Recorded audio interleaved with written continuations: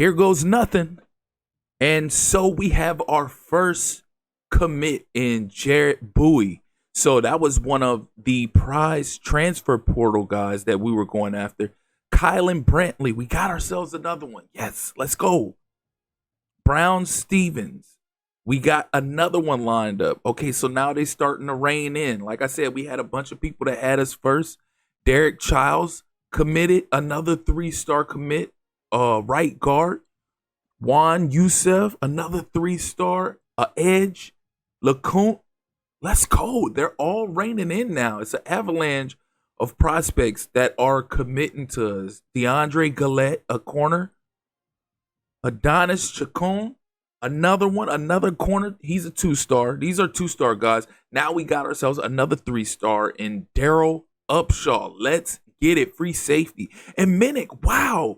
We managed to pull off Minnick, and he locked us out or had a deal breaker. So we got a Mike and Dane Drexel 3-star commit. We are having an excellent class so far. 3-star center, Benry Wilson. Let's go. Committed Jaden Walker, 3-star Mike. Oh my God, we are having a ball right now. This offseason couldn't go any better than it's going right now. Orlando Williams, 3-star strong safety. Let's go. Hell yeah. Steven Renault, 3-star free safety. And we put in a bid on him late. That was the last week of the recruiting season. DeMarcus Board, that was another one. He's a running back, 2-star. Denzel Boyce, another running back, 3-star. Let's get it. What an offseason. And a majority of the transfer guys we were going after, we locked up. Let's go. Hell yeah. Best class yet. Best class yet. And it didn't exactly impact our overall record, like say so, or our overall rating. But nonetheless, these are guys that are going to contribute to this university progressing and becoming something special going forward. Look at this list. All of these first. Wow. Best class yet. So many 3-stars. We really racked up. We got ourselves a haul. We got ourselves a big time haul this offseason, this recruiting season. And like I said, we attacked that transfer portal. We attacked the transfer portal in year one. Year one going into year two. And it made a big impact on the season that we had in year two. Now, year two going into year three, we attacked the transfer portal yet again. And we had a big day, a big haul in year two's off season and setting us up for a possible legit run in year three. So 10-4 in year two. What will year three hold? Only time will tell. Only time will tell. And as you can see, you see it. Econom, he ended up going to Louisville. But look at the list. Look at the class. So we got a couple guys went to Colorado. Saga went to Pitt. But it's all love. The class we had was exceptional. Might not be like top 25 in the nation, but nonetheless, the class, if you ask me, is elite enough. Look at these names. Look at these guys. Look at these star ratings. We pulled in a massive haul, and I love it. You can't have a better offseason than we just had, especially with us getting Minnick, and he had a deal breaker and blocked us, and we couldn't recruit him anymore. So, like I said, it couldn't have ended any better. Let's see where our position was. Like I said, I knew we weren't going to be top 25 or anything of that nature, but we had that. There we go, 59th. Let's go. Hell yeah. I love it. So 59th out of over 150 schools. Let's get it. What a class. So many 3-stars. Let's see. So we had 23 stars, 11 2-stars. We had a total of, how many commits did we have total? So we had a total of 31 commits. As far as the 3-star commits, where were we at? They had that 59 can't be right. 59 is overall, but Yeah, we racked up. We racked up. What an off season. I love it. I love it. Let's go. So it's on to the next phase. We got to check out these position changes, see who we're moving where.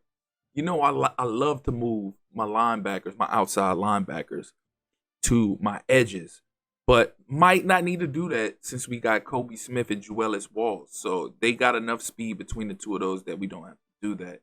So Chance Sanderson, I won't be moving any of these quarterbacks, but obviously quarterback is another position that we're going to have to readdress in the offseason because Jayden Davis is a red-shirted junior. This could be his last year. Who knows? Only time will tell. So let's see. Running back, we should be set there. Might have to revisit that in the offseason as well. Yeah, no, we're going to revisit that in the offseason because we don't have a lot of speed at running back, and we're going to want to look at that. Damn, Board only has 79 speed. Jesus Christ. Boyce, 82. Golly, our running backs have an outstanding lack of speed going on there. We'll definitely have to readdress that in the offseason, unless, of course, they improve substantially. But looking at our receivers suddenly have so much more speed than they had before. Looking at Brown Stevens, he's coming in with 90 speed, 94 excel. Then you got Bowie has 91 speed, 91 excel. Then you got Brantley, who ends up being the fastest with 92 speed, 93 excel, and he's 6'4". And then you got a couple guys with 90 speed and 89 excel. So our receiving core so far suddenly looks a lot better than it was previously. So looking at our tight ends, nothing really to do there. Offensive lineman, that's another one. That's another position that we like to move around. Guards to tackles, tackles to guards, centers, etc. But right now, so far currently, doesn't look like we have much that we need to do as well. Well, here we go. So we only got one left guard. So we'll probably want to shift somebody to left guard so we make sure we have like a legit backup right guard. So we can swap somebody here. We can move somebody from right guard to left guard. Derek Childs, we can move to left guard. Let's see. And he's a 67 anyway, so that probably make Derek Childs an instant starter right there. So we'll go ahead and do that. Shift Childs over to left guard. Probably shift another one over to left guard as well. All right, there we go. So Childs is definitely going to be the starter there. That's crazy. And he's a freshman too versus the sophomore that we have coming in. But there's still what was I can't even process right now. We still have training results coming up. So we got not training camp, but spring training coming up. So we'll see how these guys develop because our sophomore might just jump back up past Derek Childs and end up retaining his starting position. Who knows? We'll see. So edges, got 85 speed for Juelis Walls, 88 for Kobe Smith, 93 excel for Kobe, 90 for Walls. So those are obviously our guys right there. The only thing I could see is moving one to the opposite edge, but we might revisit that later on. We're going to keep taking a peek at some of the other positions we have coming up. Let's see. Nothing to do with D-tackle. Let's see. Linebackers. Nobody to move there. Nobody to move here. Dane Drexel, 84 speed, 91 acceleration. He's going to have some get off. Let's see. Arthur Jordan. He's got 80 speed, 88 acceleration. He's a sophomore. Mike could leave him alone. It depends on what our other linebacker positions look like. Left edge.